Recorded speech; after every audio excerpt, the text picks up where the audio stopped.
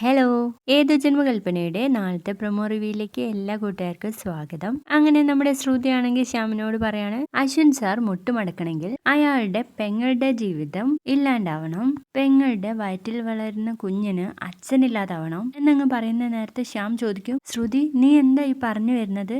ഞാൻ അഞ്ജലിയെ ഡിവോഴ്സ് ചെയ്യണമെന്നാ? അതെ, അശ്വിൻ സാറിനെ മുട്ടുകുത്തിക്കാൻ അതുപോലെ ഒരു ആയുധം വേറെ ഇല്ല എന്ന് പറയണ്ടോ ശ്രുതി. ഇതൊക്കെ ആര് കേൾക്കുന്നുണ്ടെന്നറിയോ? മനോരമ ജനലിന്റെ ഉള്ളിൽ കൂടെ കേൾക്കുന്നുണ്ട് കേട്ടോ. പിന്നീട് ശ്യാമും ശ്രുതിയും കൂടെ റൂമിലേക്ക് പോയിട്ട് ഒരു ഫയൽ എടുത്ത് നോക്കുന്നുണ്ട് ശ്യാം. ആ സമയത്ത് ശ്രുതി ആണെങ്കിൽ പറയും, അശ്വിൻ സാർ തിരിച്ചു വരുന്നതിന് മുൻപ് നിങ്ങൾ ഈ ഫയലിൽ ഒപ്പിട്ട് അഞ്ജൽ ചേച്ചിക്ക് ഡിവോഴ്സ് നോട്ടീസ് അയച്ചിരിക്കണം.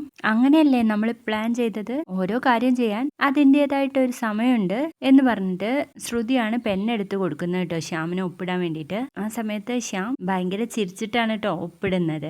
അപ്പോഴേക്കും നമ്മുടെ മനോരമ നിന്ന് പറയുന്നുണ്ട്, ഇത് ഞാൻ അനുവദിക്കൂല, എത്രയും പെട്ടെന്ന് അഞ്ജലി ബേബിയെ കണ്ടിട്ട് വിവരം പറയണം എന്ന് പറയണേ. അതിനുശേഷം കാണിക്കുന്ന അഞ്ജലിയും മനോരമയും കൂടെ അമ്പലത്തിൽ പോകുന്നതാണ്. അവിടെ വെച്ച് ആ സത്യം നമ്മുടെ മനോരമ അഞ്ജലിയോട് തുറന്നു പറയാണ്.